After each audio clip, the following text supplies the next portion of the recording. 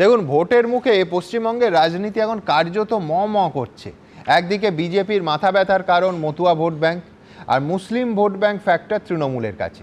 2019 সালে থেকে যে বিজেপি এই মতুয়াদের নাগরিকত্ব দেওয়ার কথা বলছে, আজ 2026-এর বিধানসভা ভোটের আগে সেই মতুয়ারাই ভোটার তালিকায় নাম তোলা নিয়ে বিষ বাঁও জলে। এই অবস্থায় বনগাঁর মতুয়াগড়ে মিছিলের পাশাপাশি জনসভা করেছেন মমতা বন্দ্যোপাধ্যায়। আর শনিবার মতুয়া অধ্যুষিত রানাঘাটে সভা করতে আসছেন নরেন্দ্র মোদী। আর উল্টো দিকে তৃণমূলের চিন্তা বাড়াচ্ছেন হুমায়ুন কবির। আগামী 22শে ডিসেম্বর মানে এই পরের সোমবার তিনি নতুন দল তৈরি করবেন। তার আগে পদে পদে নিজের পুরনো দলকে চ্যালেঞ্জ করছেন হুমায়ুন। যে পশ্চিমবঙ্গে একটা সময় গর্বের সঙ্গে দাবি করা হতো যে এই রাজ্যে অন্তত ধর্ম বা জাতপাতের ভিত্তিতে ভোট হয় না, সেখানে এই পরিবর্তিত পরিস্থিতিতে 26-এর বিধানসভা ভোট কি আমাদের দেখাতে চলেছে যে এই রাজ্যটাও বেশ পাল্টে গেছে? বিশ্বনাথ চক্রবর্তী কি বলে? রাজ্যটা পাল্টে ছিল বটে।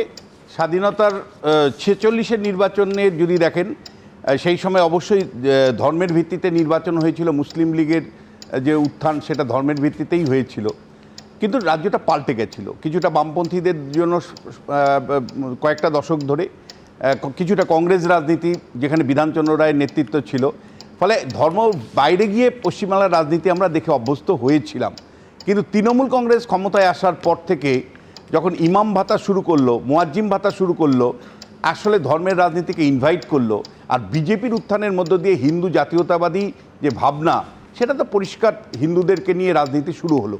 কিন্তু এই মুহূর্তে আপনি যদি আমায় বলেন, তাহলে 2026-এর নির্বাচনে আমি পরিষ্কার দেখতে পাচ্ছি যে হিন্দু এবং মুসলিম দুটো সম্প্রদায়কে সামনে রেখেই এই নির্বাচনটা হওয়ার সম্ভাবনা প্রবল।